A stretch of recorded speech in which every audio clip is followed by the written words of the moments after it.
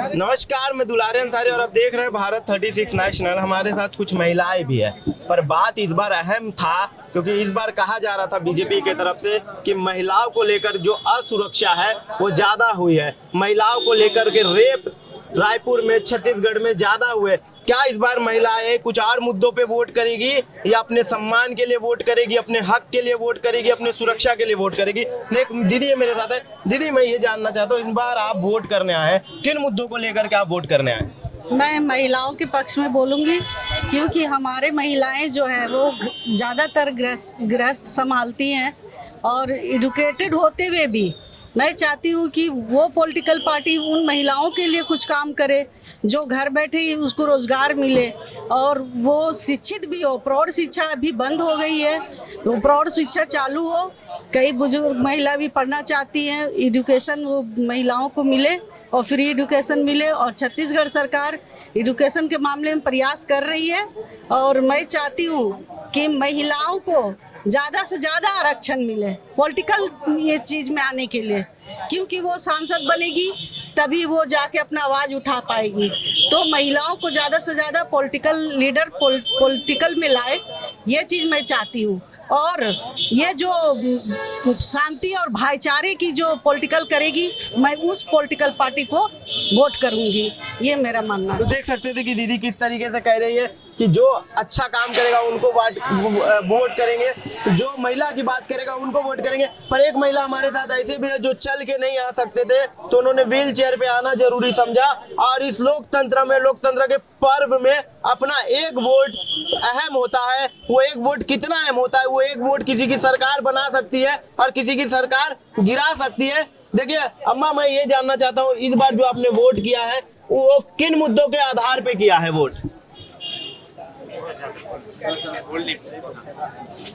ये इस बार जो वोट करेंगे उन किन मुद्दों के आधार पे वोट कर रहे हैं आप?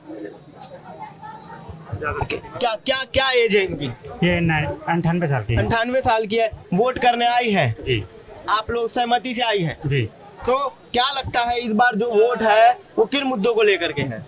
बस सर वो अच्छे काम करे उसके लिए वोट दिए। आप युवा है, कहा जा रहा है कि युवा को सबसे ज्यादा प्राथमिकता दी जा रही है, तो इस बार जो वोट है उन किस मुद्दों को लेकर के आप युवा के रूप में किन मुद्दों को लेकर के वोट करते हैं? इस बार मतलब कर्ज माफी 3200 धान के मुद्दे पे वोट हुआ है। जैसे कि सरकार, भूपेश सरकार ने बहुत अच्छा काम किया है 5 साल विगत 5 वर्षों में, उसके तहत पूरा यहाँ वोट डाला जा रहा है और फिर से कांग्रेस की सरकार, भूपेश बघेल की सरकार आ रही है।